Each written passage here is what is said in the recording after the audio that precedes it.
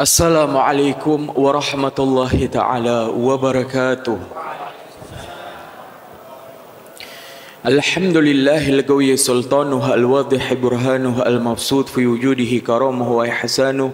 Allahumma salli salatan kamilah wa sallim salaman tamman ala sayyidina Muhammadin alladhi tanhallu bihil 'uqad wa tanfarij bihil kuraba. Allahumma inna na'udzu bika min 'ilmin la yanfa' wa min 'amalin la yurfa' wa min nafsin la tashba' wa min du'ain la yusma' wa min hadhil arba'. Rabbighfirli warhamni wajburni warfa'ni warzuqni wahdini wa'afini wa'fu anni. Amma ba'du. Yang kami hormati, kami muliakan para sepuh, para alim ulama, para habaib, para pemimpin umat, wabil khusus guru kita semua Buya Yahya. Kita akan beliau mata'anallah bituli hayatih. Semoga Allah memanjangkan umur beliau, memberikan kepada beliau rizki yang halal, tayyiban, mubarakan fih, ala kulli hal. Dan semoga Allah Jalla Jalaluh selalu menjadikan beliau perantara wasilah antara kita dengan baginda Nabi Muhammad sallallahu alaihi wasallam. Yang kami cintai para hadirin hadirat, para penuntut ilmu Allah dan Rasulnya. Maka marilah di malam yang penuh berkah ini kita tingkatkan keimanan kita kepada rukun iman yang 6, terkhusus rukun iman yang kelima, yaitu iman kepada akhirat. Berbicara mengenai iman, percaya, yakin dengan kehidupan akhirat, maka ketahuilah ada 5 alam yang akan dilalui manusia. Alam pertama disebut dengan nama alam azali, di mana Allah Subhanahu wa taala telah berfirman dan menceritakan keadaan ruh, kesadaran kita di zaman azali yang telah kita lewati. Allah Subhanahu wa taala berfirman, alastu bi rabbikum qalu bala syahidna. Allah bertanya kepada ruh kita dulu, alastu bi rabbikum, bukankah aku adalah Tuhan kalian? Qalu, maka para ruh manusia itu mereka sama menjawab, bala, iya ya Allah, engkau adalah Tuhanku, syahidna, kami bersaksi akan hal itu. Jadi kesadaran ruh manusia dulu di zaman azali telah bersaksi bahwasanya Tuhan mereka adalah Allah Subhanahu wa ta'ala.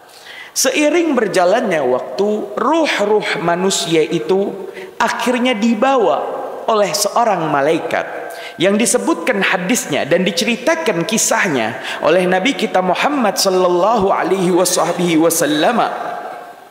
Dan dikumpulkan hadis ini oleh Al-Imam An-Nawawi dalam kumpulan 42 hadis sahih riwayat Bukhari Muslimnya, wa huwa shadiqul masduq. Itulah Nabi Muhammad as-sadiq, yang benar ucapannya, al-masduq, yang dibenarkan perkataannya. Wa huwa shadiqul masduq, maka Nabi yang benar ucapannya dan dibenarkan perkataannya itu bersabda. Nabi Muhammad bercerita, inna ahadakum yujma'u khalquh fi batni ummihi 40 yawman nutfah thumma yakunu 'alaqatan mithla dhalik thumma yakunu mudghatan mithla dhalik thumma yursalu ilayhi al-malak fayanfukhu fihi ar-ruh wa yu'maru bi 4 kalimat bi katbi rizkih wa ajalih wa amalih wa syakiyun aw sa'id.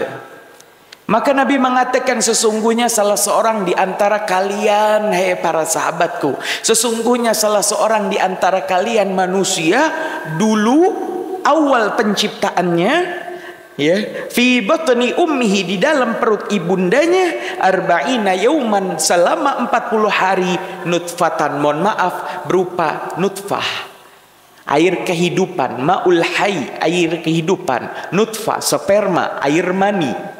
Dulu engkau manusia, kata Nabi, awal penciptaannya dibentuk dari air sperma selama 40 hari. Mohon maaf, majelis mulia ilmu harus disampaikan. Jadi perpindahan dari alam ruh menuju alam dunia, di mana ruh sebelum masuk ke dalam alam dunia dan menjadi kesadaran kita saat ini, Allah persiapkan bentuk badan kita yang bakal kita pakai ini, casingnya berupa 40 hari sperma. Thumma, kemudian kata Nabi, yakunu alaqatan mithla dzalik, berubah bentuk menjadi segumpal darah. Mithla dzalik 40 hari juga. Setelah lewat 80 hari, thumma, kemudian berubah menjadi mudghatan, segumpal daging, embrio. Belum ada bentuknya, embrio, 40 hari juga.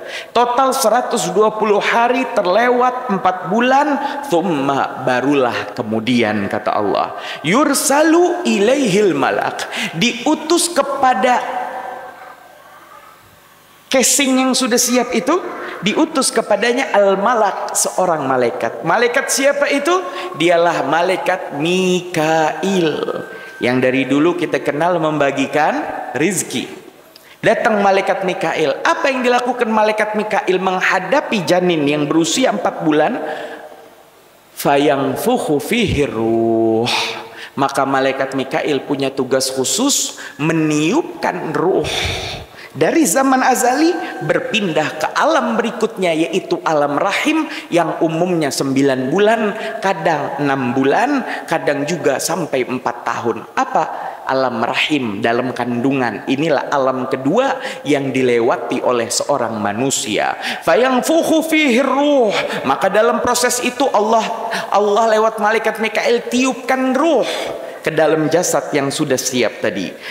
Ya. Maka Allah jadikan fi ahsani taqwim, manusia itu dalam sebaik-baiknya bentuk. Setelah alam rahim dilewati, lahirlah kita.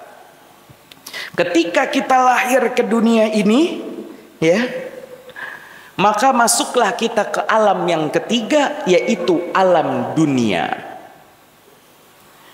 Berapa banyak orang yang kehilangan arah hidup. Saya ini hidup mau apa? Ngapain saya hidup? Apa tujuan hidup? Apa visi misinya?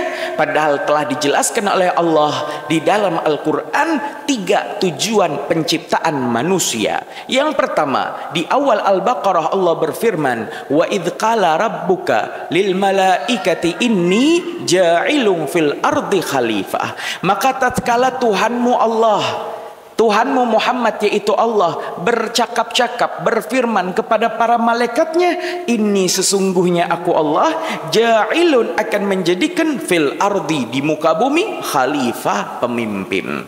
Maka tujuan kita pertama hidup di dunia adalah menjadi pemimpin yang mengatur segala-galanya. Allah ciptakan hewan, Allah tumbuhkan tumbuhan yang mengeluarkan bunga-bunga beraroma wangi, yang dengannya menjadi parfum, yang mengeluarkan darinya buah-buahan yang dapat kita makan. Semua itu Allah sediakan untuk kita yang menjadi pemimpin di muka bumi. Yeah. Makanya umat Islam itu ajarannya sesuai dengan fitrah manusia. Al-Quran dianggap kitab suci karena ajarannya sesuai dengan fitrah manusia. Allah ciptakan sapi, kambing, ayam, oleh umat Islam disembelih, dibersihkan sesuai timbangan aturan syariat Islam yang ketat, sehingga dagingnya dapat kita konsumsi dan menjadi protein bagi badan kita. Apa? Manusia memanfaatkan nikmat yang Allah sediakan untuk manusia itu sendiri. Maka orang yang melarang makan hewan, saya pemakan tumbuh-tumbuhan, saya kasihan sama hewan, saya nggak mau nyembelih hewan, ya itu penderitaan bagi hewan. Maka orang ini belum paham bahwasanya dia belum menjadi pemimpin di muka bumi. Menjadi pemimpin di muka bumi, maka ialah yang mengatur segalanya dengan tuntunan ayat-ayat suci Al-Quran. Yang kedua, ngapain kita di muka bumi? Makanya seorang mukmin itu harusnya nggak ada namanya bimbang, sumpek, bingung, nggak ada. Ya, kenapa? Dia udah tahu tujuannya. Satu, jadi pemimpin. Ya. Yang kedua apa?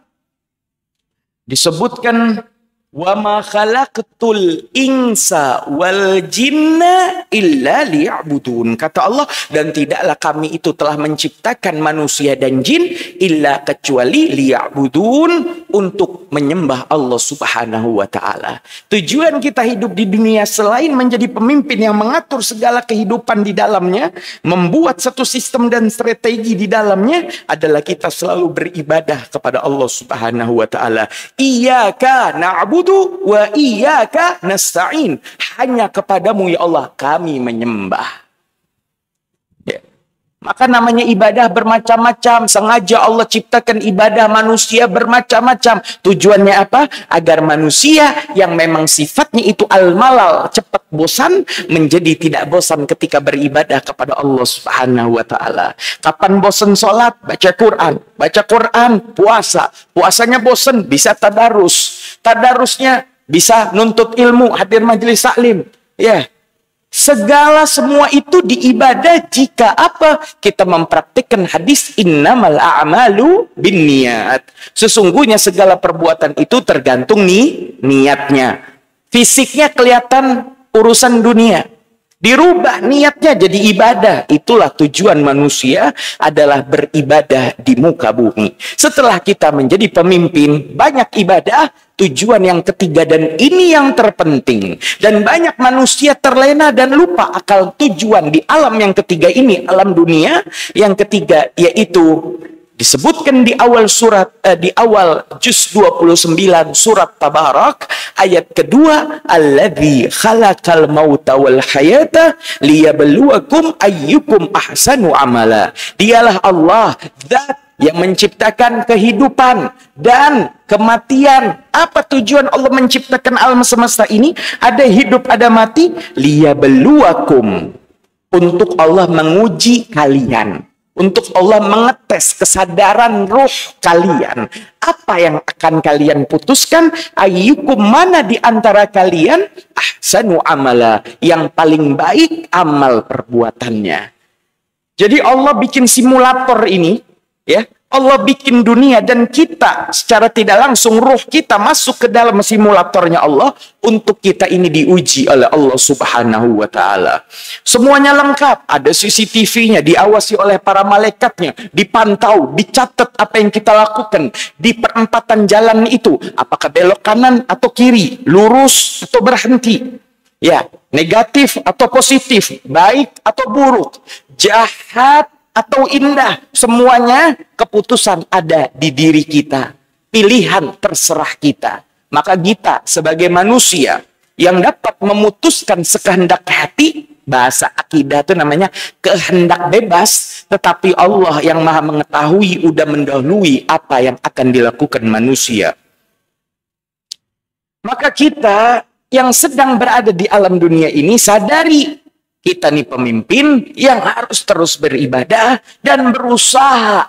Kita itu selalu menang dan selalu lulus di dalam setiap ujian bagi kita. Ujian manusia macam-macam. Ada yang diuji dengan temannya, diuji dengan pasangan hidupnya, diuji dengan anaknya, dengan urusan ekonomi hartanya, diuji dengan teman kantornya, diuji dengan atasannya yang zalim. Banyak ujian, pilihan terserah kita. Kita harus senantiasa berpegang ke namanya tim aturan, timbangan syariat Islam yang ketat. Kalau bingung, balikin kepada Al-Quran. Dalam keadaan apa yang harus saya lakukan, tanya kepada yang mengerti. Sehingga kita dianggap lulus di dalam menempuh kehidupan di dunia ini. Ma'asyiral muslimin rahimakumullah. Begitulah manusia akhirnya berakhir dan akan memasuki alam yang keempat, disebut dengan alam barzakh. Di sosmed sosial media diumumkan kalimat tarjih. Inna lillahi wa inna ilaihi raji'un. Telah wafat fulanah binti fulan, akan dimakamkan di musola fulan dan insya Allah akan dikuburkan ba'dal asar hari ini. Diumumkan kalimat tarjih itu dan berapa banyak dari manusia tidak sadar bahwasanya mereka akan menyusul saudaranya. Maka begitulah kalimat tarjih diumumkan dan manusia itu mulai dicabut ruhnya.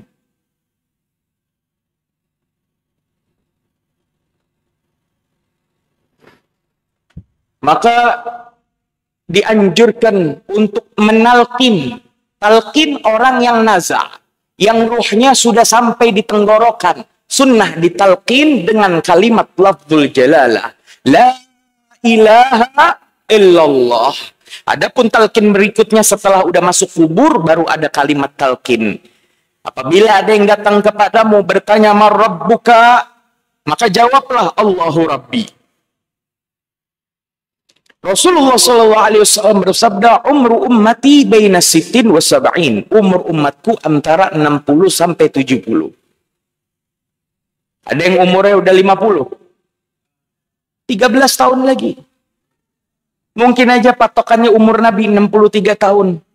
Ada yang 60 ada. Ya, berapa bulan lagi? Ya.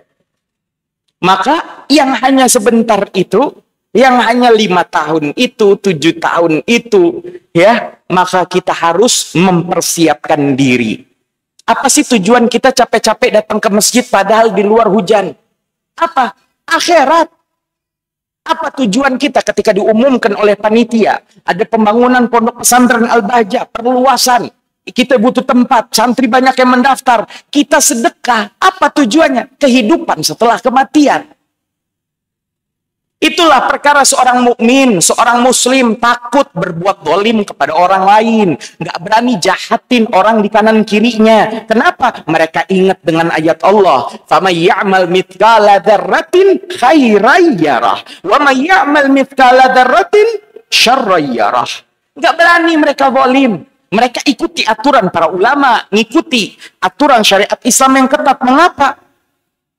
Karena ada kehidupan setelah kematian. Maliki yaumiddin, dialah Allah, zat pemilik hari pembalasan. Tahu nanti ada hisab, semuanya dibalas. Sekecil apapun engkau beramal kebaikan, akan engkau lihat balasannya nanti di akhirat. Sekecil apapun daripada kejahatan, keburukan yang engkau lakukan terhadap saudaramu itu, engkau akan lihat balasannya di akhirat. Maka kata Nabi, siapa orang yang rugi? Bukan orang yang bangkrut ditipu sama temannya di dunia, perkara bisnis. Bukan. Yang rugi adalah orang yang ketika dia telah wafat membawa banyak pahala, tetapi karena banyak urusan dengan orang dan tidak ditakar dengan aturan syariat Islam yang ketat, orang-orang tadi nuntut di hari kiamat, mengambil pahala orang yang dituntutnya, sehingga habislah pahalanya, tersisa dosanya saja. Apa yang bisa diambil? Maka dosa orang yang dizalimi ditimpa kepada orang yang mendolimi, sehingga dia membawa dosa dan dia berhak disiksa di nerakanya Allah.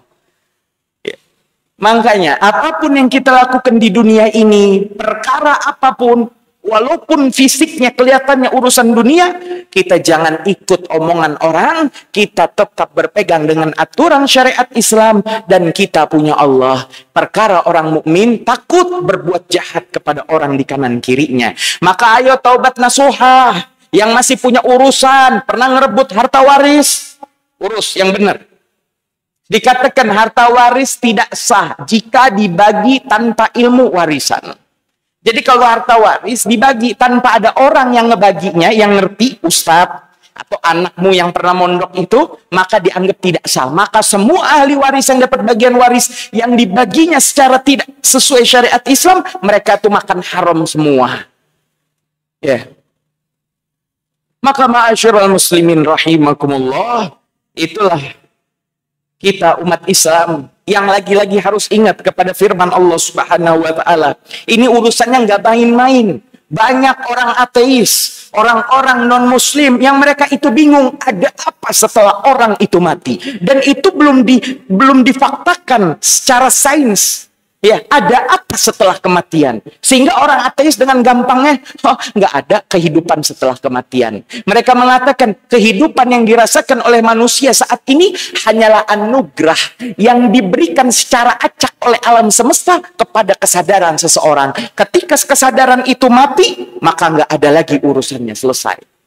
Itu orang ateis. Kita juga tidak seperti Hindu Buddha yang mengatakan setelah kematian ada kehidupan lagi, dihidupkan lagi, setelah hidup mati lagi, reinkarnasi. Enggak. Kita enggak begitu umat Islam. Kita percaya dengan firman Allah Subhanahu wa taala, "Kaifa takfuruna billah wa kuntum amwatan fa ahyakum, thumma yumitukum, thumma yuhyikum, thumma ilaihi turja'un." Kaifa takfuruna billah? Bagaimana kalian itu bisa kufur nikmat? Kok bisa-bisanya kata Allah, umat manusia itu bisa kufur nikmat, bisa kafir, bisa nentang Allah. Kok berani-beraninya mereka nentang Allah, gak ngikuti aturan syariat Islam, kok berani? Wa kuntum amwata, padahal dulunya mereka itu, kalian itu amwata, dalam keadaan mati, nggak ada. Di zaman azali kita tuh nggak ada dianggapnya. Ketiadaan manusia itu tidak ada awalnya dan ada akhirnya ketika manusia lahir ke dunia. Maka manusia itu tidak ada awalnya. Manusia itu dianggap nggak ada oleh Allah. Wa kuntum amwata, kalian tuh dulunya nggak ada.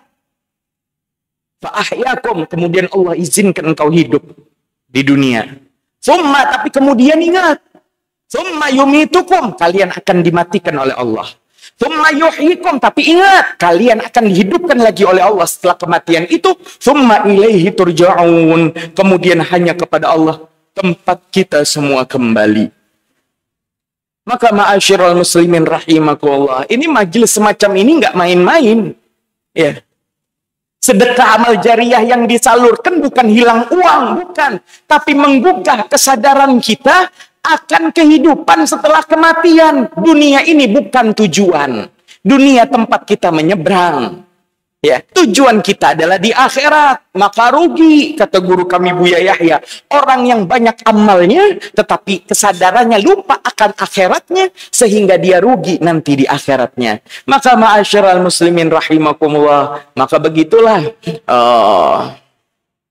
adanya anjuran-anjuran untuk beramal sehingga menjadi pejuang-pejuang dakwah yang berdakwah dengan hartanya, berdakwah dengan ilmunya, berdakwah dengan tenaganya, berdakwah dengan ide-ide cemerlangnya untuk kemajuan dakwah Nabi di dunia. Itu balasannya nanti semua di akhirat, dan ini tidak main-main. Ini bukan urusan ada nggak ada. Maka itulah kepentingan kita beriman kepada akhirat sehingga menggugah kita agar makin banyak lagi beramal di dunia ini. Ma'asyiral muslimin rahimakumullah. Allah Subhanahu wa taala berfirman, "Kullu nafsin dha'iqatul maut." Setiap yang bernafas pasti mencicipi namanya mati. Kita ini bernafas, pasti kita meninggal. Ya. Maka para sahabat itu mendengar ceramah dari Rasulullah tentang ruh, tentang kesadaran. Mereka penasaran apa itu ruh. Maka turunlah firman Allah, "Yas'alunaka 'anir ruh." Mereka para sahabat bertanya kepadamu Muhammad tentang apa itu ruh. Kul, katakanlah bahwasanya ruh adalah urusan Tuhanmu Allah. Maka kita jangan urusin apa itu ruh, apa itu kesadaran, ya apa itu ruh kita. Yang penting kita beramal untuk akhirat. Ruh adalah urusannya Allah Subhanahu wa taala. Dikatakan jika ada besi digulung dengan karet, ya, maka besi itu adalah badan fisik kita yang terbuat awal dari sperma sehingga berbentuk nyata. Dan karet yang digulungkan kepada besi itu adalah ruh. Makin lama karet digulung di atas besi, begitu juga makin lama umur manusia ruh berada di dalam badan. Ketika ruh itu ingin dicabut, maka bagikan karet yang sudah menempel di besi yang berkarat karena lamanya, dicabut sedemikian rupa dengan susahnya, itulah ruh yang ditarik dari jasadnya.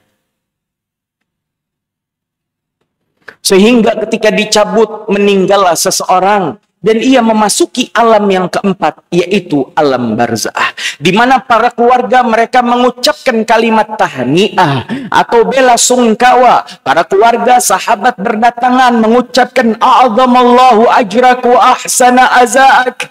A'zamallahu ajrak, semoga Allah mengagumkan pahalamu hai keluarga yang ditinggalkan, wa ahsana azaat, dan semoga Allah memperbaiki kesedihanmu hai keluarga yang ditinggal wafat. Setelah itu terjadilah waris mewarisi. harta yang ada di tangan kita, kepemilikannya di genggaman kita, yang kita bisa atur akan kita taruh kemana, harta itu akan menjadi kelak milik anak-anak kita, milik ahli waris kita. Maka segala puji bagi Allah, hatta tarithal arda man 'alaiha wa anta khairul warithin. Segala puji bagimu ya Allah, sampai tarithal arda, bumi dan isinya itu diwarisi, dan bumi dan wa ma 'alaiha, dan apa yang ada di atas bumi itu diwarisi kembalinya hanya kepada Allah. Ketika manusia meninggal diwarisi kepada anaknya, anaknya meninggal hartanya berpindah kepada anaknya lagi. Terus hingga ketika semua manusia meninggal, bumi beserta isinya kembali lagi harta warisan ini hanya kepada Allah Subhanahu wa taala. Wa anta, dan engkau ya Allah, khairul warithin, adalah sebaik-baiknya yang menjadi ahli waris. Jadi harta yang kita tinggal di dunia ini, jika akadnya tidak untuk Allah, maka semuanya memang akan kembali kepada Allah, dan tersisa bagi kita nilai ujian lulus atau tidak lulus. Ma'asyiral muslimin rahimakumullah.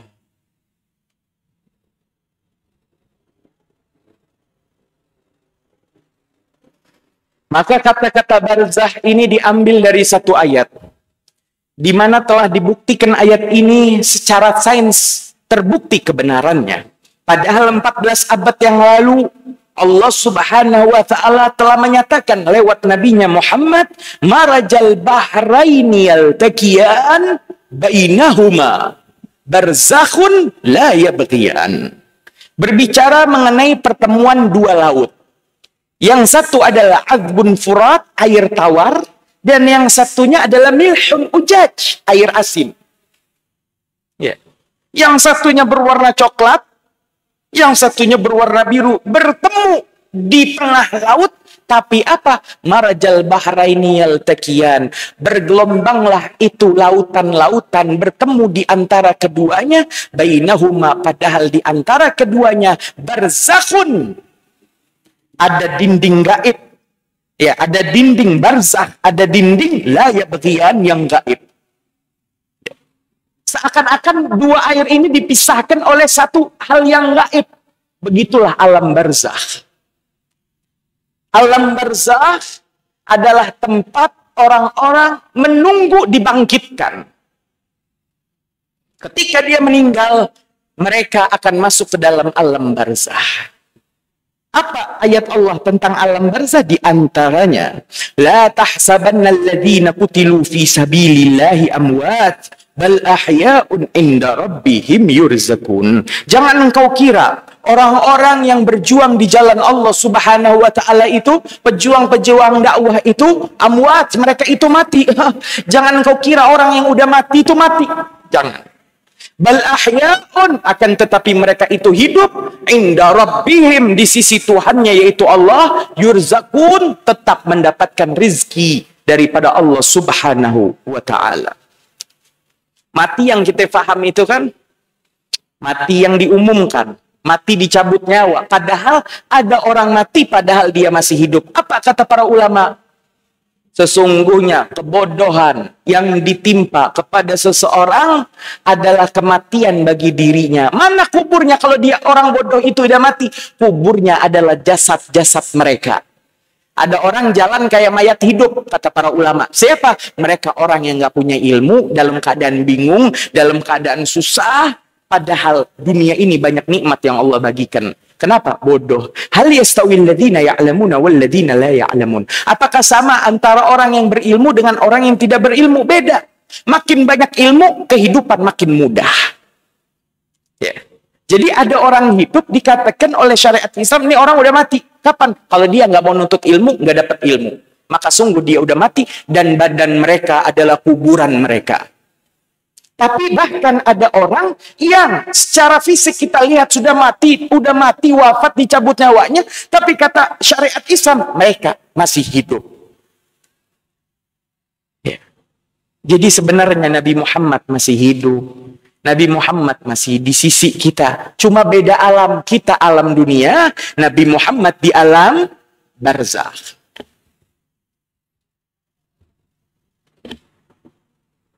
Ma'asyiral muslimin rahimakumullah. Bainahuma barzakhun la yabghiyan.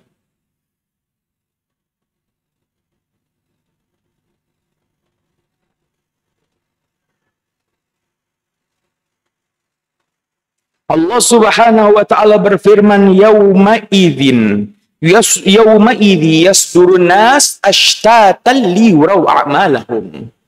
Pada akhirnya setelah kita menunggu lama di alam barzah, maka akhirnya saat itu kita dibangkitkan di sisi Allah Subhanahu wa taala. Yauma idzi yasdurun nas, pada hari itu manusia dibangkitkan ashtatan, dalam keadaan bermacam-macam bentuknya. Kenapa dibangkitkan? Liyuraw a'malahum, akan diperlihatkan kepada mereka amal perbuatan mereka sewaktu di dunia. Dalam ayat lain Allah berfirman, yauma yanzuru ma qaddamat yadah wa yaqulul kafiru ya laitani kuntu turaba. Ayat ke-40 surat An-Naba, awal juz 30, Allah menceritakan keadaan hari kiamat, yaitu alam yang kelima setelah alam barzakh keempat. Alam kelima adalah alam akhirat. Yauma yanzurul mar'u ma qaddamat. Di hari itu, di hari akhirat itu adalah hari di mana manusia, seseorang melihat amal perbuatan yang ia lakukan terdahulu. Wa yaqulu, dan orang-orang kafir mengatakan, wa yaqulul kafiru, dan orang-orang kafir saat itu sama-sama mengatakan, orang-orang yang gagal mereka semua mengatakan, ya laitani. Ya laitani itu lafaz menyesal, pengen diulang tapi mustahil nggak bakal terulang. Kayak kayak orang tua pengen muda lagi, mustahil nggak bakal bisa. Kayak orang udah mati pengen hidup lagi, mustahil nggak bisa. Orang kafir mengatakan, ya laitani kuntu turaba. Aduh, coba dulu saya itu di dunia. Ya, harusnya apa? Yang kita paham selama ini apa? Oh, orang kafir pada nyesel, pengen minta kepada Allah, ya Allah hidupkan kami lagi ya Allah, kami akan nyoba lagi, insya Allah kami beriman kepadamu ya Allah. Orang kafir ngomong gitu, ternyata enggak. Dalam surat An-Naba ayat terakhir, orang kafir enggak berani minta dihidupkan lagi. Orang kafir mintanya apa? Ya laitani kuntu turaba. Ya Allah, coba dulu tuh engkau ciptakan aku itu ya Allah, hanyalah tanah ya Allah. Nggak pengen lagi, dia ada keinginan pengen jadi manusia lagi, diuji lagi, takut gagal lagi. Mereka lebih baik, coba dulu Allah ciptakan aku itu menjadi tanah becek yang diinjak-injak oleh manusia, yang kapan kiamat selesai nggak ada hisapnya lagi. Nggak berani mereka minta dihidupkan lagi, ya minta diulang lagi kehidupan ini. Tidak, mereka berharap daripada menjadi manusia dan kafir, mending jadi tanah yang diinjak-injak, yang tidak dibangkitkan lagi nanti di hari kiamat. Ma'asyiral muslimin rahimakumullah. Inilah 5 alam yang kita harus menyadarinya dengan sepenuh-penuh kesadaran keimanan kita, sehingga kita menjadi orang-orang yang dikehendaki baik oleh Allah Subhanahu wa ta'ala.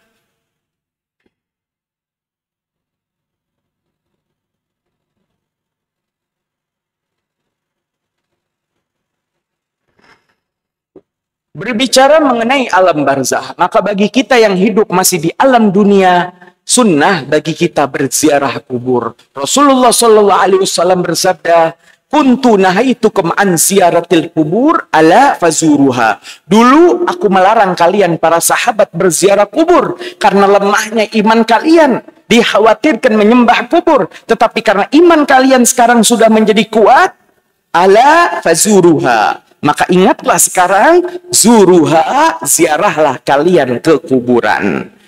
Maka begitulah ketika seseorang masuk ke dalam kuburan, berziarah kuburan, ada 4 tujuan kita berziarah kubur. Yang kalau kita keluar dari 4 tujuan itu, atau kosong dari 4 tujuan ini, maka dikhawatirkan kita menyekutukan Allah Subhanahu wa ta'ala. Yang pertama, niat berziarah kubur adalah mengingat kematian. Berapa banyak yang kita masuk ke TPU, Taman Pemakaman Umum, ingat lagi dengan alam barzah. Sadar lagi kita sebentar lagi meninggal. Lupa kita urusan dunia. Apa? Ini alam barzah tempat yang dituju. Mengingat kematian. Yang kedua, Tujuan berziarah kubur adalah mendoakan yang meninggal. Pertanyaannya, sampai nggak sih doa kita? Allah maha berkuasa, Allah maha berkemampuan, Allah maha mengetahui. Apa yang kita baca, pastilah sampai kepada mereka. Urusan yasil la yasil, urusan sampai tidak sampai, pahala yang kita ucapkan daripada bacaan tahlil, surat-surat, dan kalimat-kalimat thayyibah, itu adalah urusan Allah subhanahu wa ta'ala. Tapi kita dianjurkan untuk mendoakan jenazah. Buktinya, ketika takbir sholat jenazah yang 4 kali itu, setelah takbir ketiga kita membaca doa, Allahu Akbar, Allahumma ghafir lahu, warhamhu, wa'afihi, wa'afu anhu. Ya Allah, ampuni dosa-dosanya ya Allah. Dan ya Allah, sayangi ruh saudara kami yang udah di alam barzah itu ya Allah. Wa'afu anhu, dan maafkan ya Allah. Yang pertama kita minta ampunkan, sayangkan, nggak cukup maafkan. Maaf itu Pak, kayak orang nulis pakai pensil di atas kertas, dihapus pakai penghapus pensil, hilang nggak ada bekas, itu namanya maaf. Yang biasa kita baca di bulan Ramadan, Allahumma innaka afun tuhibbul afwa fa'fu anna. Allahumma innaka afun tuhibbul afwa fa'fu anna. Ya Karim, ya Allah, Engkau maha pemaaf dan Engkau suka kata maaf. Maka ya Allah, maafkanlah kami ya Allah. Maaf seperti orang nulis di atas kertas pakai pensil, ditulis pakai penghapus pensil, hilang, nggak ada bekas. Rokib Atid lupa, malaikat Atid yang nyatet kejahatan ini lupa, nggak ada bekas, nggak ada riwayatnya, nggak ada rekamannya. Tetapi ampun, Allahumma ghfirlahu, ampun, istighfar, itu kayak orang menulis dengan pulpen, ballpoint yang dihapus dengan apa itu namanya? Tipek yang ada bekasnya.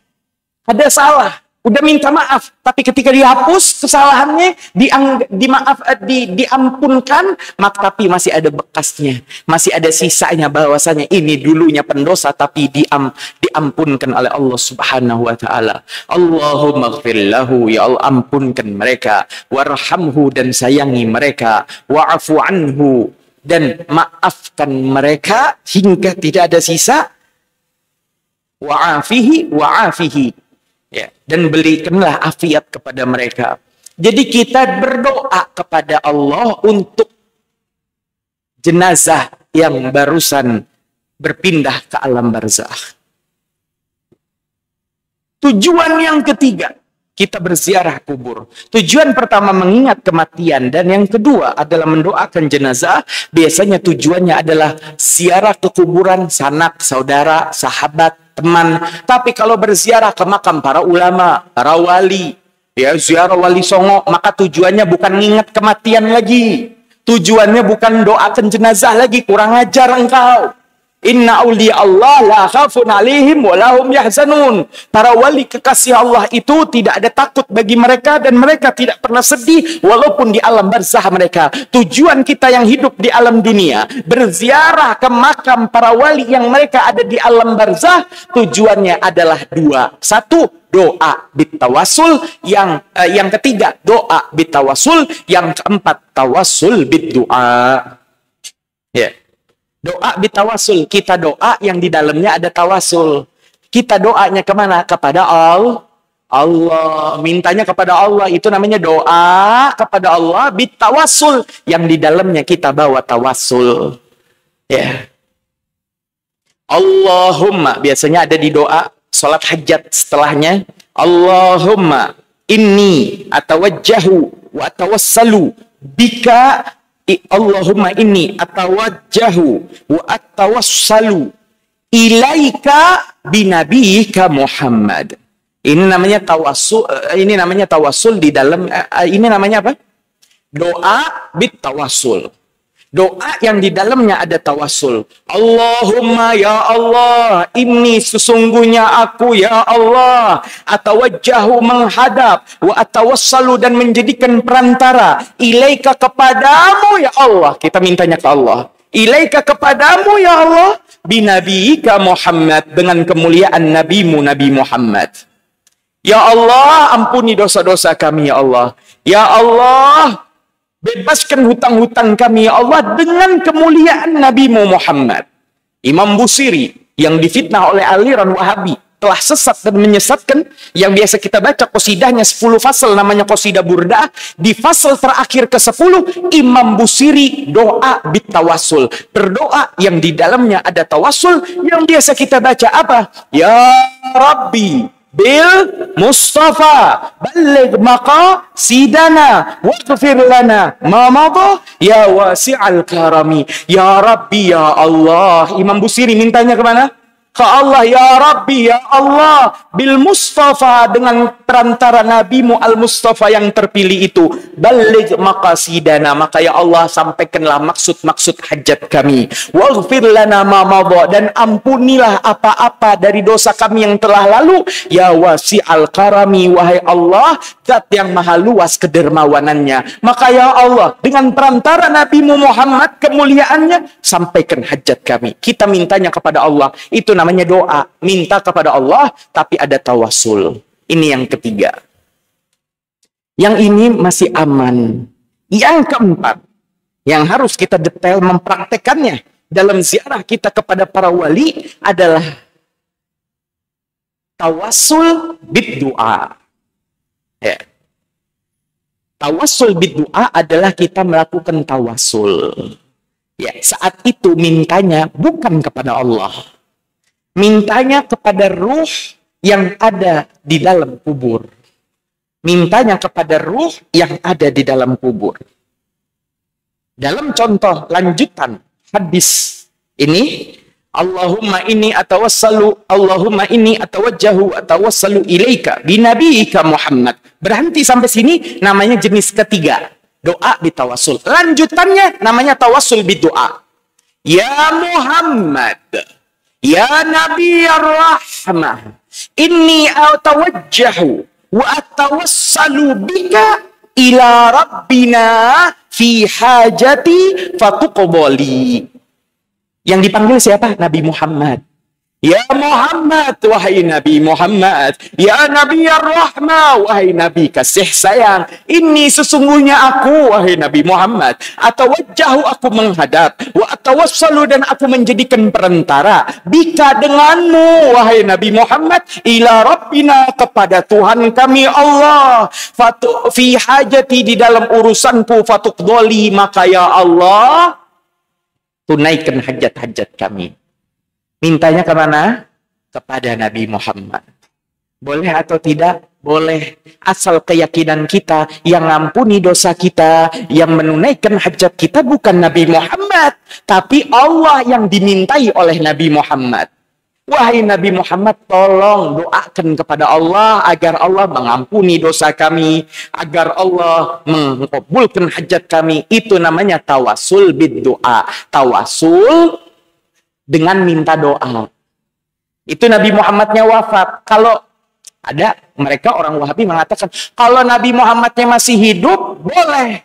Kalau Nabi Muhammadnya sudah wafat, nggak boleh.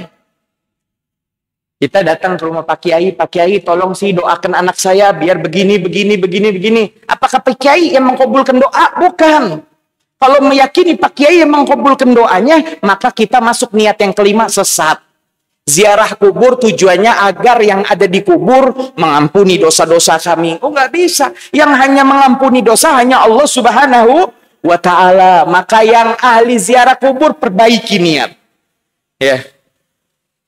Bukan kuburnya yang mengampuni dosa kita, tapi tetap Allah. Baik engkau minta ke Allah lewat kubur, atau engkau minta ke kubur untuk ke Allah agar mengampuni dosa kami. Yang nggak boleh apa? Meyakini kuburan, pepohonan, para jin penghuni laut selatan, ya dari jin-jin wanita itu yang memberikan manfaat kepada kita, inilah yang dilarang dan masuk kategori menyekutukan Allah Subhanahu wa Ta'ala. Ma'asyiral muslimin rahimakumullah, berbicara mengenai kubur. Orang datang ke kubur kan tidak hanya doa. Ya, bawa apa biasanya?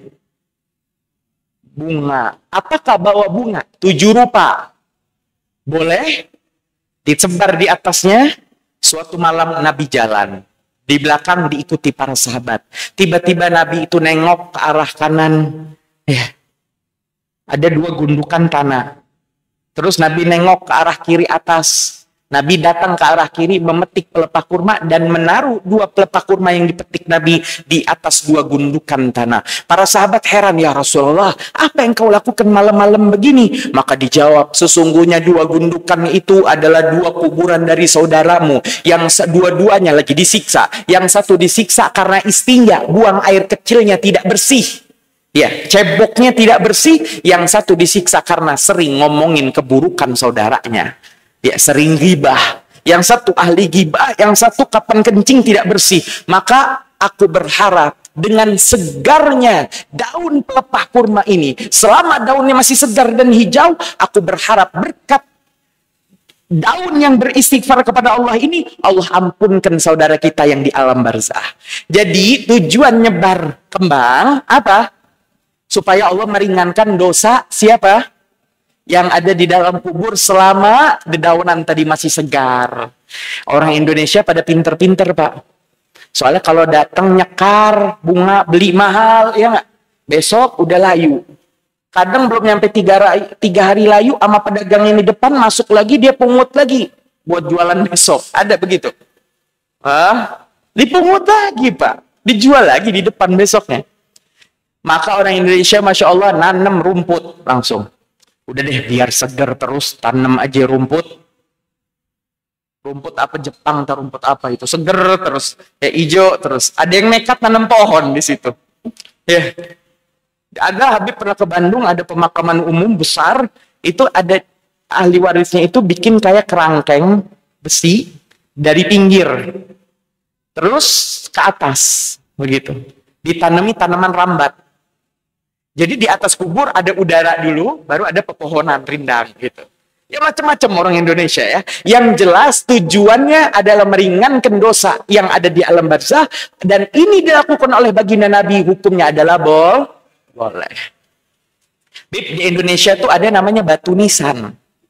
Biasa kalau kuburannya baru pakainya kayu nisan, ada namanya. Fulana binti Fulan, lahir tahun sekian, meninggal bulan sekian, hari iya gitu kan. Boleh nggak itu, Bib? Batu nisan. Pada tahun, Habib lupa tahun keberapa, tahun pertama Hijriyah. Nabi Muhammad usia 54 tahun, baru datang dari Mekah ke Madinah, baru hijrah, baru nyampe Madinah. Dapat pengumuman saudara sesusuannya bernama Utsman bin Maz'un wafat. Maka Nabi ikut menguburkan. Setelah dikuburkan, saat itu tanahnya rata, Pak. Nggak agak tinggi begitu, rata. Terus Nabi ke pojokan sana, Nabi ambil sebongkah batu, Nabi taruh di atasnya. Para sahabat heran, ya Rasulullah, apa yang kau lakukan? Kata Nabi apa? Tidakkah aku boleh?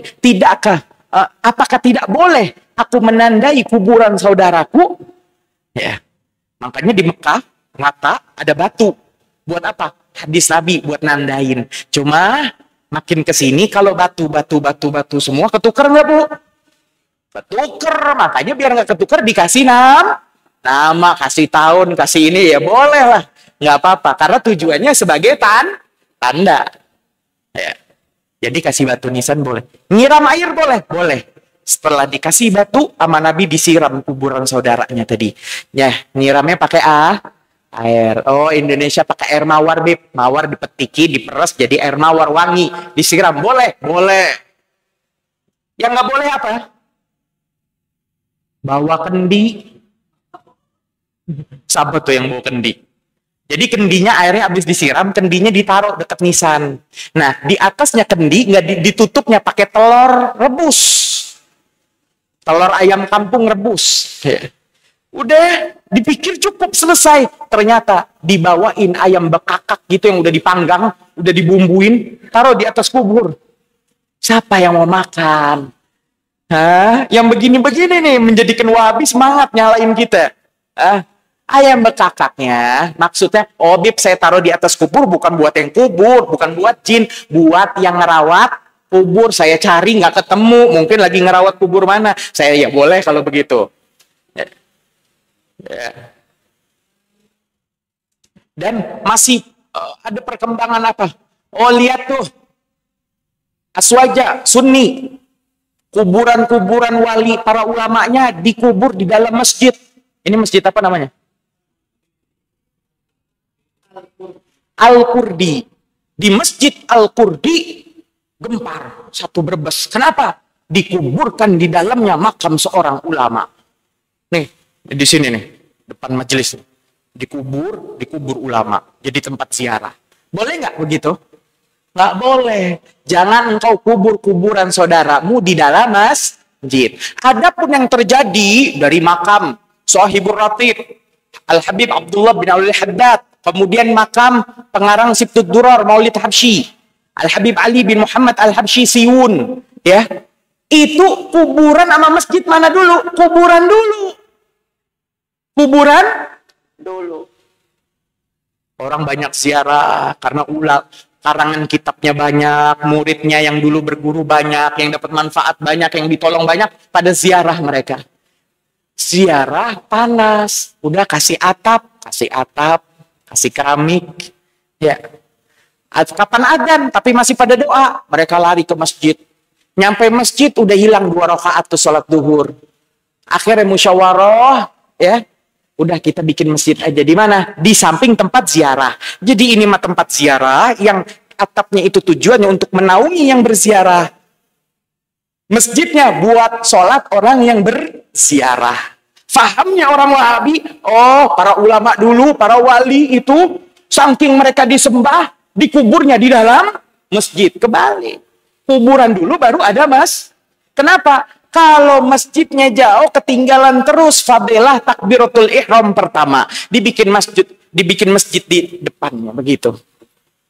Viral foto para jamaah Sunni, Ahlus Sunnah wal Jamaah nyembah kuburan Habib Ali Siwun.